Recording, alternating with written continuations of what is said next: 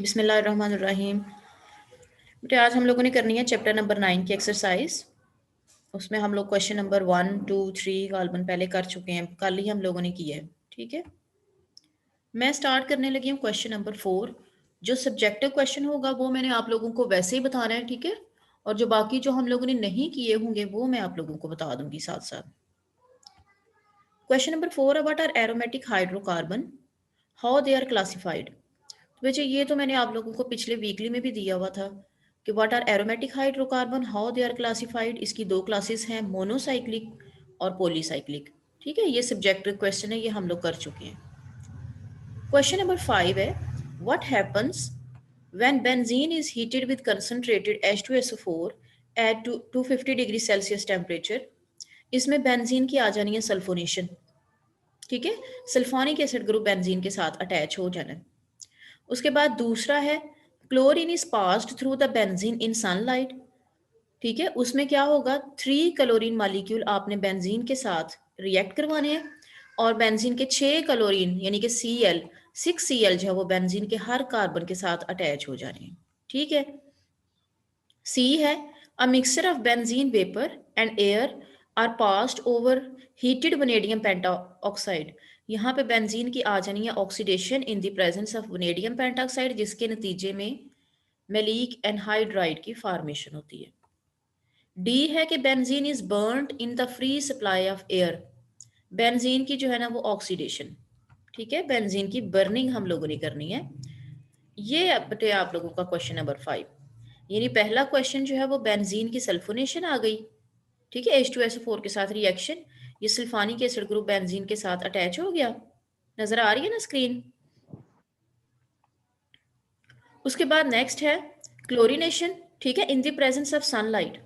Sunlight की मौजूदगी में क्लोरीनेशन इस तरह से होती है कि हर कार्बन के ऊपर एक एक Cl जो है वो अटैच हो जाता है। ठीक है, उसके बाद वनेडियम पेंटाऑक्साइड की मौजूदगी में इसकी ऑक्सीडेशन और ये मेलिक एनहाइड्राइड में कन्वर्ट हो जाता है। और उसके अलावा इसकी बर्निंग है, तो जब भी कार्बन और हाइड्रोजन कंटेनिंग कंपाउंड की बर्निंग होती है तो आपके पास बनता है कार्बन डाइऑक्साइड और वाटर। अच्छा, ये हो गया क्वेश्चन नंबर 5।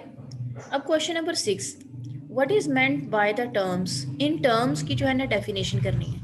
ये सारे टर्म्स हम लोग पहले पढ़ चुके हैं, aromatic, oxidation, sulphonation, nitration, halogenation. जब आप बेंजीन के रिएक्शंस देखोगे ना, यही सारे ऑक्सीडेशन, सल्फोनेशन, नाइट्रेशन, हेलोजिनेशन, वहां पे ये सारी टर्म्स, और एरोमेटिक हाइड्रोकार्बन स्टार्ट में जो है ना वो दे दिया। तो ये सारी टर्म्स की डेफिनेशन आप लोगों को मिल जाएगी। ठीक है, उसके बाद है क्वेश्चन नंबर 7। क्वेश्चन नंबर 7 है, क्वेश्चन नंबर 7 है, ड्रा द स्ट्रक्चरल फार्मूला। बेटे ये क्वेश्चन तो मैं आपको क्लास में ही करवा चुकी हूँ। Draw the structural formula of the following compound, ये मैंने चेक भी आप लोगों का कर लिया था और मैंने आप लोगों को क्लास में ही करवा दिया था। ठीक है, बी इसका पार्ट है, give name and possible isomeric structures of the following. पहला है जाइलीन। जाइलीन हम लोग क्या बोलते हैं कि जब बेंजीन के साथ दो CH3 ग्रुप अटैच हों तो उसको हम लोग क्या बोलते हैं, जाइलीन। ट्राईमिथाइल बेंजीन, बेंजीन के साथ 3 CH3 ग्रुप अटैच होंगे तो ये क्या होगा, ट्राईमिथाइल बेंजीन होगा। ब्रोमो नाइट्रोटालोइन, बेंजीन के साथ एक Br, एक CH3 और एक NO2 अटैच होगा। अब आप लोगों ने क्या करना है, ये बी का आप लोगों ने जाइलीन जाइलीन के आइसोमर्स बनाने हैं। तो बच्चे आइसोमर्स जो है ना ये जाइलिन के पीछे दिए हुए हैं, यानी कि CH3 की 3 इसके आइसोमर्स बनते हैं। तो आपने क्या करना है कि ये तीनों कंपाउंड्स के ना आइसोमर्स बना के, यानी जाइलिन के आइसोमर आइसोमर आप लोगों को पता है ना कि जस्ट आपने ग्रुप की पोजीशंस जो है ना वो चेंज करनी है। ठीक है, और ये आपके पास ट्राईमिथाइल बेंजीन, ब्रोमो नाइट्रोटालोइन, इसके आप लोगों ने आइसोमर बना के, असाइनमेंट है आप लोगों की, आइसोमर बना के आपने मुझे सबमिट करवाने हैं। ठीक है, क्वेश्चन नंबर 8 जो है वो है, right IUPAC name for the following compound. ये भी हम लोग कर चुके हैं, क्लास में चेक भी हो चुका है और ये आप लोगों को आता भी है। क्वेश्चन नंबर 9 है, give the general mechanism of the electrophilic aromatic substitution reaction.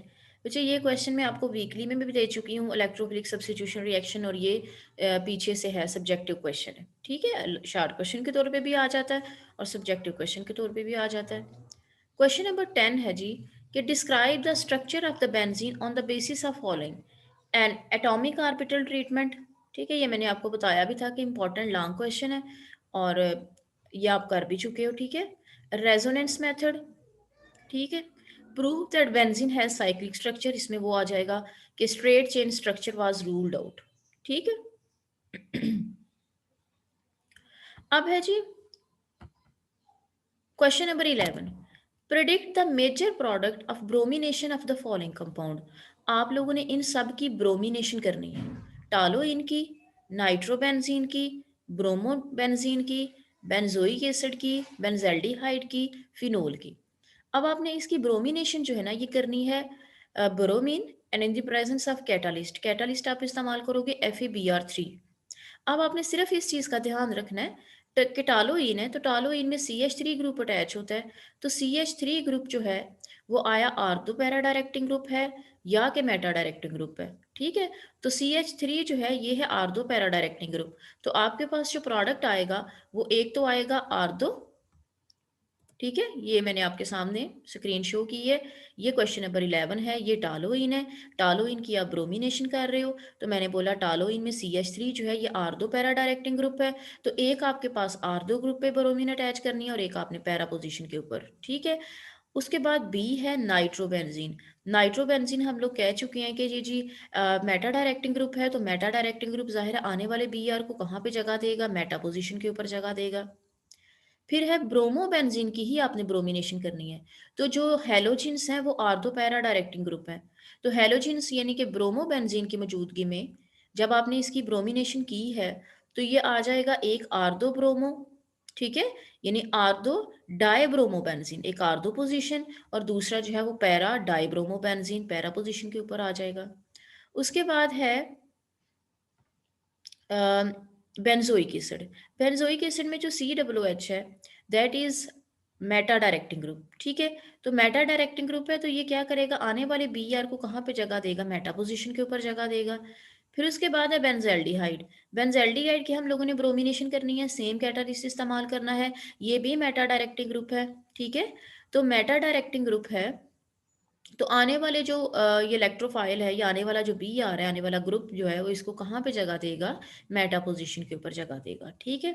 उसके बाद है जी फिनोल। तो फिनोल जो है ये है आर्थो पैरा डायरेक्टिक ग्रुप, तो ये क्या करेगा, आने वाले BR को कहाँ पे जगह देगा, एक आर्थो के ऊपर और दूसरा कहाँ पे जगह देगा, पैरा के ऊपर, ठीक है। सिर्फ आप लोगों ने इसमें ये याद रखना है कि ग्रुप कौन सा अटैच है बेंजीन के ऊपर पहले से, कि वो आया आर्थो पैरा डायरेक्टिंग ग्रुप है या वो मेटा डायरेक्टिंग ग्रुप है, ठीक है। क्वेश्चन नंबर 11 हो गया। उसके बाद है क्वेश्चन नंबर 12। क्वेश्चन नंबर 12 है how will you prepare the following compound from benzene in 2 steps, metachloronitrobenzene और पैराक्लोरोनाइट्रोबेंजीन। तो बच्चे जब हम लोगों ने ओरिएंटेशन पढ़ी थी, ठीक है, ऑनलाइन क्लास की जो पहला लेक्चर था ओरिएंटेशन इन इलेक्ट्रोफिलिक सब्स्टिट्यूशन रिएक्शन, तो उसमें मैंने आप लोगों को बताया था कि मेटाक्लोरोनाइट्रोबेंजीन 2 स्टेप्स में किस तरह से करना है और पैराक्लोरोनाइट्रोबेंजीन ये हम लोग ऑलरेडी पढ़ चुके हैं और मैं आप लोगों को शॉर्ट क्वेश्चन बता भी चुकी हूँ कि किस तरह से आना है पेपर में, ठीक है बेटे। क्वेश्चन नंबर 13 है जी, complete the following reaction, also mention the conditions needed to carry out this reaction. अब सबसे पहला रिएक्शन है बेंजीन और बेंजीन की हो रही है हाइड्रोजनेशन। तो बच्चे आप लोगों को याद है कि हाइड्रोजनेशन जो है वो किसकी मौजूदगी में होती है, निकल की मौजूदगी में, टेम्परेचर की मौजूदगी में। तो आपने क्या करना है, बैलेंस भी करना है इसको, ठीक है। यहाँ पे 3H2 और यहाँ पे जो प्रोडक्ट आएगा वो कौन सा आ जाएगा, साइक्लोहेक्सेन, ठीक है। अब ये ऑक्सीडेशन है। अब आपने क्या करना है, कंडीशंस मेंशन करनी है, क्योंकि ऑक्सीडेशन 2 तरीके से हम कर सकते हैं, आप इसमें बर्निंग भी कर सकते हो, ठीक है, यानी हाई टेम्परेचर की मौजूदगी में, तब ये प्रोडक्ट बनाएगा कार्बन डाइऑक्साइड और वाटर। और आप इसमें ऑक्सीडेशन वनेडियम पेंटॉक्साइड की मौजूदगी में भी कर सकते हो। अगर आप वनेडियम पेंटॉक्साइड की मौजूदगी में इसका रिएक्शन करोगे तो जो आपके पास प्रोडक्ट आएगा वो आएगा मैलिक एनहाइड्राइड। तो डिपेंड करता है कंडीशन कौन सी है, तो आपने कंडीशन मेंशन करके ये वाला रिएक्शन करना है, ठीक है। उसके बाद है फिनोल। फिनोल के साथ जिंक का रिएक्शन। बच्चे ये हम लोग पहले भी पढ़ चुके हैं कि जिंक जो है it is a reducing agent. Reducing agent ये ऑक्सीजन को ले लेगा और ये बना देगा ZnO, और ये फिनोल किस में कन्वर्ट हो जाएगा, बेंजीन में। ये सारे रिएक्शन हम लोग ऑलरेडी पढ़ चुके हैं, इस वजह से मैंने ये आपको सॉल्व करके नहीं दिए। ठीक है, ये आपने खुद बुक के ऊपर ही, बुक के पेज है क्वेश्चन, मतलब उसके ऊपर क्वेश्चन नंबर 13 वहीं पे कंप्लीट आपने कर लेने। ठीक है, अब है जी SO3H। ये भी रिएक्शन हम लोग पढ़ चुके हैं, जब बेंजीन की प्रेपरेशन की थी ना, तो हम लोगों ने उसमें एक मेथड पढ़ा था कि बेंजीन सल्फोनिक एसिड जो है उससे भी हम लोग बेंजीन को प्रिपेयर कर सकते हैं, उसको वाटर के साथ रिएक्शन करवा के उसका। तो जो आपके पास प्रोडक्ट बनना है वो बनना है H2SO4।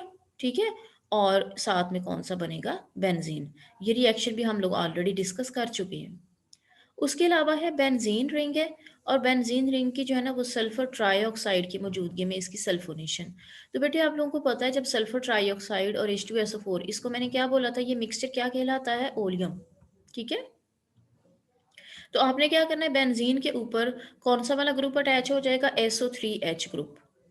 ठीक है, ये आपके पास रिएक्शन है और आप लोगों ने ये बुक के पेज के ऊपर ही सॉल्व कर लेने। ठीक है, क्वेश्चन नंबर 14। क्वेश्चन नंबर 14 है, detail out three reactions in which benzene behave as if it is a saturated compound, and three reaction in which it behave as if it is a unsaturated compound।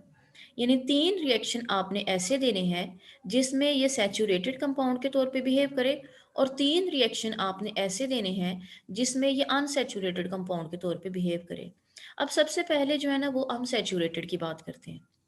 बच्चे saturated compound, जब benzene saturated compound के तौर पे behave करेगा तो इसका मतलब है बेंजीन ने देना है सब्स्टिट्यूशन रिएक्शन।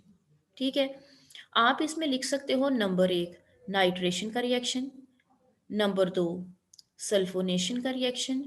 ठीक है, नंबर 3 आप हेलोजिनेशन लिख सकते हो इन द प्रेजेंस ऑफ FeCl3। ठीक है, ये 3 रिएक्शन आप लिख लो जिसमें बेंजीन जो है वो बिहेव करता है एज अ सैचुरेटेड कंपाउंड।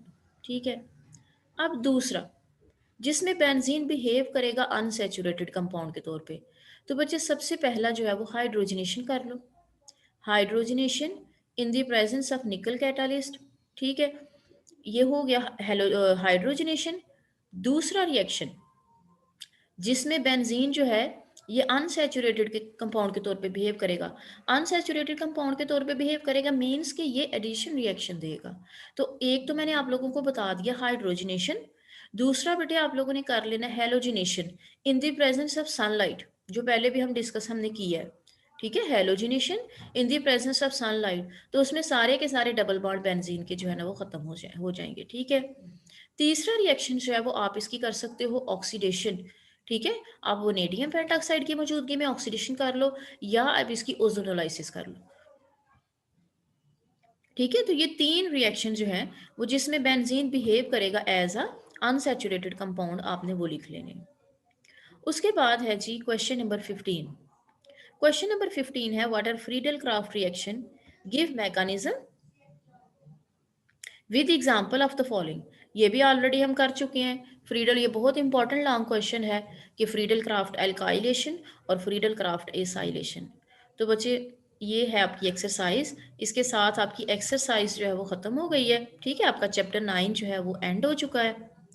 ठीक है, अब